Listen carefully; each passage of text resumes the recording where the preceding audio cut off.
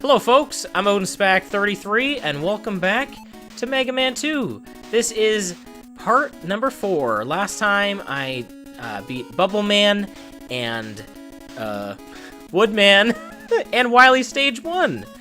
And you'll notice we have some weapon energy gone. That's because I'm recording this literally right after. I didn't even take a break.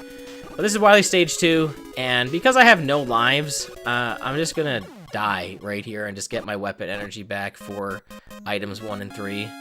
I probably could have just got those weapon things that were there, but I just didn't bother. Now, mind you, by doing this, I'm gonna lose my E-tanks, which does suck.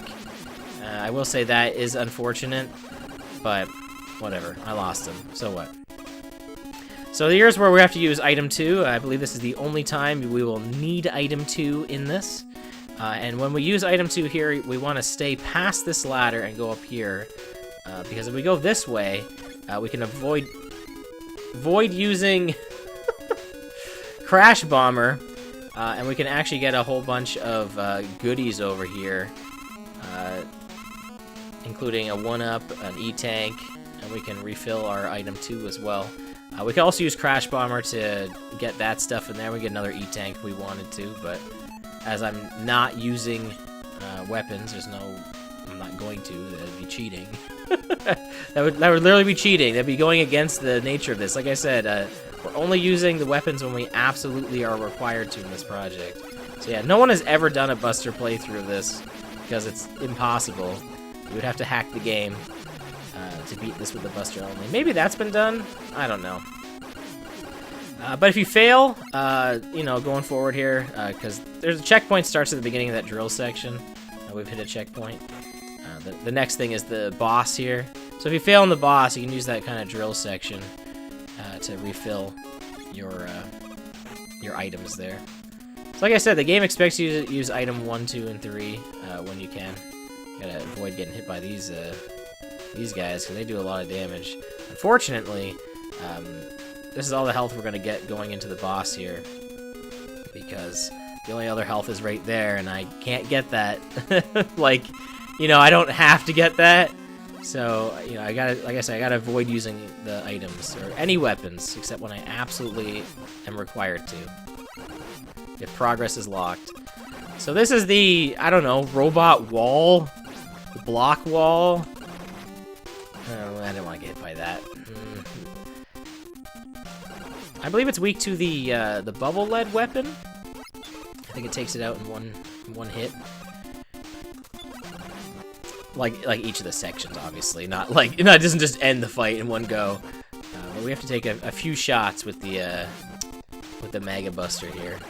All right, we did in one go, so I can't really complain. I mean, I could, I guess, but I'm not going to. We did it. We're golden. There's stage number 2 in the books. And now, unfortunately, with stage 2 finished of the Wily Fortress, we have to say goodbye to... I didn't even bring it up, but the theme that just played for the first 2 stages is amazing, and and anyone who tries to be like, well, it's not that great, come on. Come on. If you like other songs more, fine, but like, thinking it's not good is you're just lying. You're just lying to yourself. Please come at me in the comments telling me I'm wrong. Here's stage 3. We skipped a whole bunch of stuff at the beginning because we don't have the Crash Bomber to refill, or to break the walls to refill our weapon energy. And there's those fish, which, you know, they don't really mean anything. We can kind of just avoid them. And here are these spike walls that will destroy us in one shot, as proved right there. I don't think I've really mentioned this, but in a lot of platformers, including this one, if you're holding down the jump button, you fall slower. What just happened? Why was I rapid fire? I was rapid firing by holding down the jump button. What? Huh? Why? Guys, I'm using an original NES controller right now. I am using an original NES controller right now. What is going on? What is this? What did I do to the game?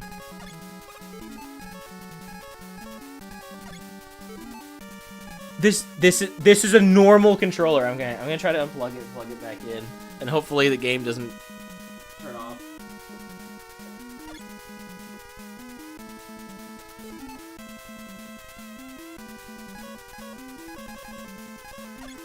Okay, we're good. I have no idea what I just did, but I managed to somehow glitch my controller. I don't know what I did. I don't know what I did, but I'm so glad I got that recorded. That was weird, but we're gonna move on like nothing happened there. Look, the fish aren't even coming after me now. Yeah, I am using like an actual original NES controller. I think as you fall though, in this section, or just like in these like fast falling sections in general, I think holding down the jump button doesn't matter. I think your speed just starts to go faster and faster as you fall. So, but holding down jump truly does make you fall fast or fall slower. That is so weird. I'm freaked out. We were doing the top spin before a game early. I don't know. I don't know what to tell you. That I am using an original NES controller. Anyway, here's the Guts Dozer, Guts Tank. I don't know. It's really not that bad. It's very reminiscent of the Technodrome from Ninja Turtles 1 on NES, which I have done a Let's Play of. You should check it out. But it's really not too bad. That's definitely like the easiest of the bosses. You just kind of jump and shoot, and that's it. And I want to say the quick boomerang is its weakness, but why even bother? You can just slam into it. All right, this is by far the worst Wily Fortress stage. I mean, it's the last one, so that's fair, right? Let's get back item 3, because why the heck not? I'm not going to use item 2. Actually, we're going to need item 3 during this stage. Not for anything coming up immediately, but we will need it. This stage features everyone's favorite thing, which is not invisible walls. That's the opposite of that. Fake walls. There we go. So yeah, we can fall through some of these walls here. And of course, the game is like, we should do that over some spikes. So yeah, we're gonna have to deal with spikes as well, which is unfortunate. And I completely forget where they are, so I'm surely going to die once here.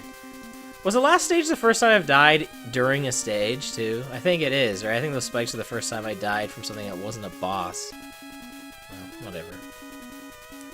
But yeah, this section coming up here, I think right here, like above this 4th spike, is the pit. So I think I need to jump like right here. There we go. There's also some invisible things here, but I think I have to use one of the items in order to get that E-tank, so I'm just not going to worry about it. Now, this section here is... This is like one of the toughest parts of doing Buster only, is this part right here. Now, not necessarily this section. This section is not as bad, because we can kind of hop over most of it. And not even this part here, but the remaining 2 parts can be pretty difficult without using any of the items. And because items are not required to get through this, I'm not using them. I'm only using the items and weapons when they are absolutely required. So yeah, this section here is really brutal. We're going to try our best to avoid taking damage here and take out that guy at the same time, so that was pretty good. If we do take damage, the good news is we can use... No, we're dead. We can use iframes to just kind of keep jumping into the enemies and avoid those spikes. But, man, that section there is not fun. I probably should have just tanked a hit instead of worrying about trying to like avoid damage completely. But I was trying to keep all my health full, which is why I did that. Because the upcoming boss is not fun whatsoever. Like just at all. They're just really nasty. Just a really nasty boss. So I'm gonna try my best here you know, to do it in one shot. Because, honestly, the boss coming up is a weird case where you could actually go into it, you can go into it in, like, future attempts and actually have a better setup for yourself. I don't really know how to explain that without getting to the boss. It'll make sense when we get there. Alright, there we go. That wasn't too bad. I could tank a hit here and just fall down, but I'm not gonna worry about it. I'm kind of hoping I get, like, a 1-up drop. If we got a 1-up drop, I would go for it. I would get hit. So here's the other nasty screen without using the items. This is pretty difficult. It is doable, so you basically you don't really ride this platform as much as use it as a platform to jump, and that's all you do. So really not too bad. The unfortunate part is this hallway leading up to this boss is dealing with this.